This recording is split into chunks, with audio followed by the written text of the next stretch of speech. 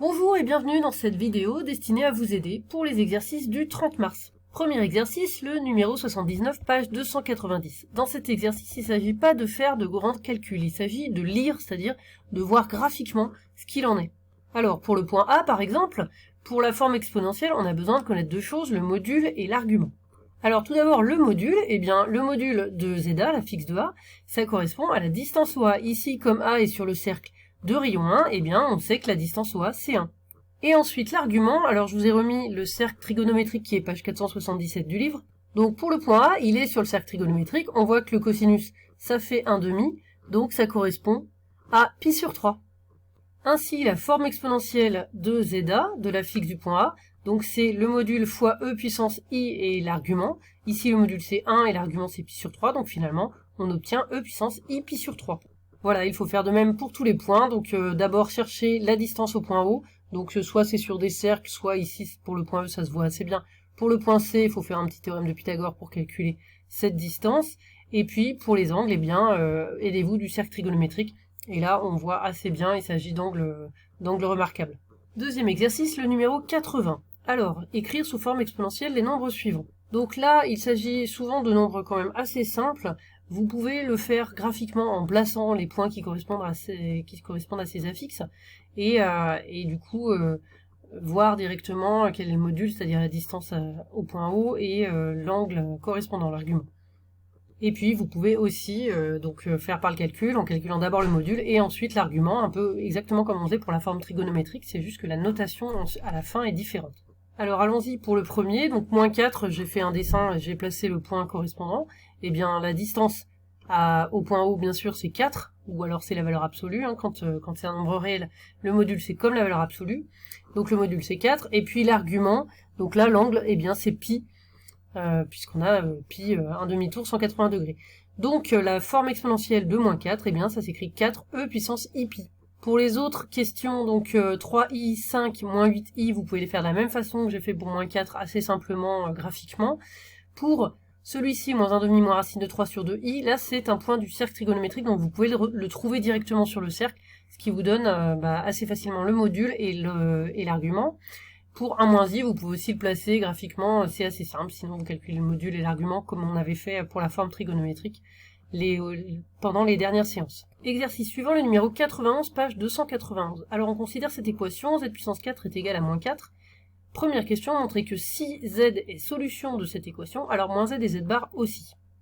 Alors quand on calcule moins z le tout puissance 4, le moins s'en va puisque quand c'est une puissance paire, les moins s'éliminent. Donc finalement, moins z le tout puissance 4, c'est égal à z puissance 4. Ça, c'est toujours vrai. Donc si z puissance 4 est égal à moins 4, si z est solution d'équation, alors moins z puissance 4, puisque c'est égal à z puissance 4, c'est aussi égal à moins 4.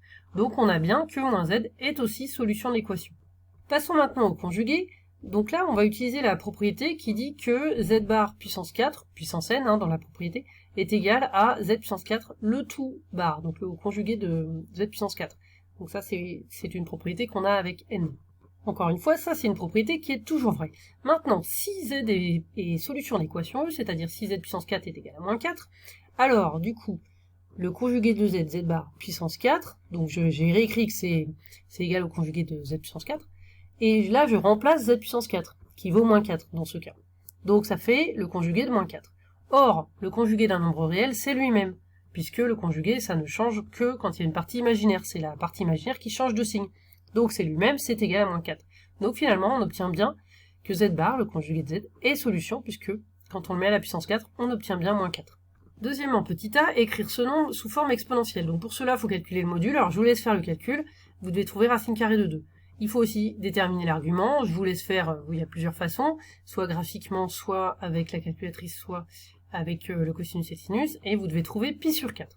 Donc, comme quand on connaît l'argument et le module, la forme exponentielle, c'est le module fois ei et l'argument. Donc ici, racine de 2, e puissance i pi sur 4. Alors la question petit b, vérifier que z0 est solution, pour ça, il vaut mieux prendre la forme exponentielle, parce que la forme exponentielle, dès qu'on met des puissances, c'est très pratique. Voilà pourquoi. Donc j'ai remplacé z0 par le résultat du 2 petit a, racine de 2, e puissance i pi sur 4. Et donc quand on met la puissance 4, la puissance s'applique à chaque terme, puisque c'est une multiplication. Donc racine de 2 puissance 4, Et ici, comme on a déjà quelque chose en puissance, eh bien les puissances se multiplient, c'est les règles des puissances bien sûr. Donc ensuite, racine de 2 puissance 4, vous allez facilement trouver que ça vaut 4. Et ici, dans les pi sur 4 fois 4, donc ça simplifie le 4. Donc finalement, il reste e puissance i pi. E puissance i pi, je vous laisse vérifier que ça vaut moins 1, et donc on a bien le résultat. Ensuite, pour la dernière question, là, il faut utiliser le petit 1 pour déduire. Vous n'avez pas à trouver une nouvelle solution, vous allez les déduire avec celle-ci. Et enfin, dernier exercice, le numéro 111, page 292. Alors, on a 3 points avec les affixes. Premièrement, placer les points A, B, C dans un plan. Alors, placer A et C, c'est pas très difficile. Hein. Les coordonnées de A, c'est -1, -1. Et les coordonnées de C, c'est 7, -1. Pour placer B, c'est quand même un peu plus compliqué. Je pense que ça vaut la peine de calculer la forme algébrique. Ce sera beaucoup plus simple de placer ce point. Donc, j'ai fait le détail ici. Je vous rappelle que E puissance I quelque chose, c'est égal à cosinus de cet angle plus I sinus de l'angle. Je vous ai remis les valeurs, et en fait, ça se simplifie beaucoup. À la fin, on trouve 3 plus 3i, donc c'est assez facile de placer le point B.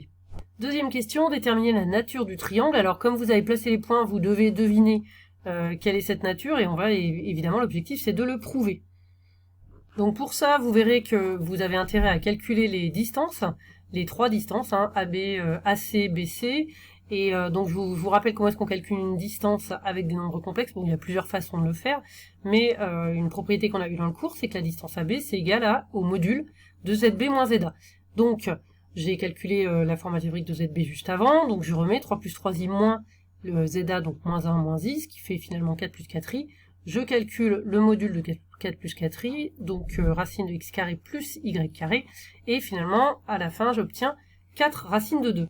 Donc calculez aussi AC et BC, vous devez trouver qu'il y a 2 distances égales, et grâce au théorème de Pythagore, vous devez en déduire la nature complète du triangle. Question 3, l'affixe ZD du point D tel que le quadrilatère ABCD soit un carré. Alors une façon de faire, il y a plusieurs façons, mais je vous en propose une, c'est de dire que du coup un carré, c'est en particulier c'est un parallélogramme, donc il faut que le vecteur AB soit égal au vecteur DC. Attention, il faut retourner le deuxième vecteur. Donc avec les affixes, ça donne que les affixes des vecteurs doivent être égales. L'affixe du vecteur AB, c'est ZB moins ZA, l'affixe du vecteur DC, c'est ZC moins ZD, donc après vous remplacez tout ce que vous connaissez, on connaît ZB, ZA, ZC, ça va vous donner ZD. Alors pour la question 4a, par exemple pour le point A, eh bien vous remplacez ZA là-dedans, vous calculez le module, et si vous trouvez 4, vous pouvez dire oui, A appartient à cet ensemble, gamma, c'est une lettre grecque. Pareil pour B, C, D. Ensuite, pour la dernière question, la nature de gamma, là je vous conseille de revoir le corrigé du numéro 108, c'est exactement cette question, de trouver quel est l'ensemble des points qui vérifient cette égalité. Allez, je spoil un peu, c'est un cercle. Bon courage!